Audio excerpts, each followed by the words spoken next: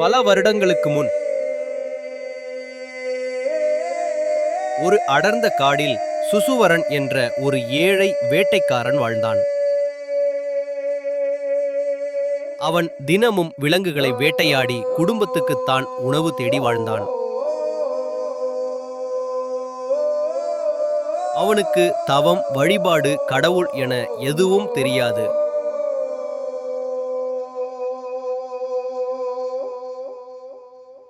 அவன் அறிந்தது வெறும் வாழ்வதற்கான போராட்டம்.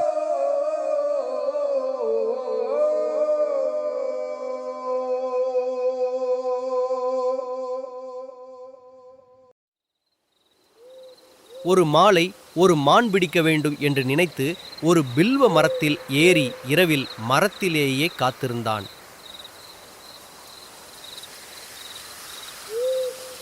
தூக்கம் வராமல் இருக்க மரம் மேலே அமைதியாக கண்கள் விழித்து இருந்தான்.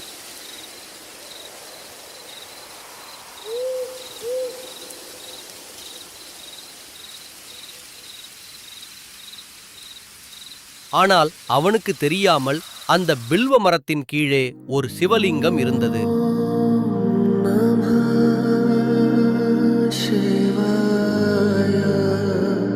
அது புனிதமான இடம்.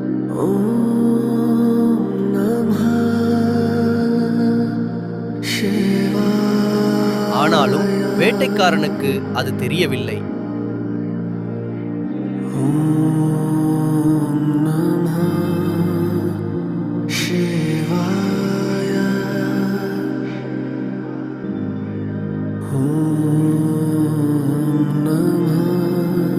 தூக்கம் வராமல் இருக்க மரத்திலிருந்து வில்வ இலைகளை பறித்து கீழே எறிந்தான்.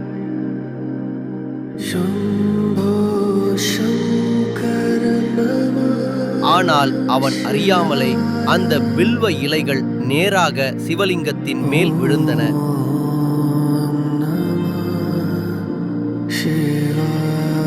அவன் தவமோ பூஜையோ செய்யவில்லை.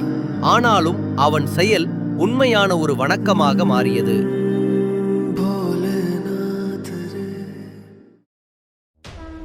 மறுநாள் காலை அந்த வேட்டைக்காரனின் உண்மையான மனதை கண்டு மகிழ்ந்த சிவபெருமான் அவன் முன் தோன்றினார். ஒளிமிக்க உருவம், தலைப்பாகையில் நிலா, கையில் திரிசூலம்.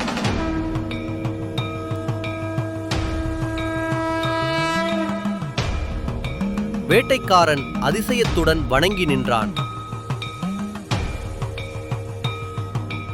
சிவபெருமான் சொன்னார், உனது செயல் அறியாமை இருந்தாலும் உன் மனம் தூய்மையானது. உனது பொறுமையும் உழைப்பும் உன் செயலும் என்னை சென்றடைந்தன. நான் உனக்கு அமைதியும் மறுபிறவியிலிருந்து விடுதலையும் அருளுகிறேன்.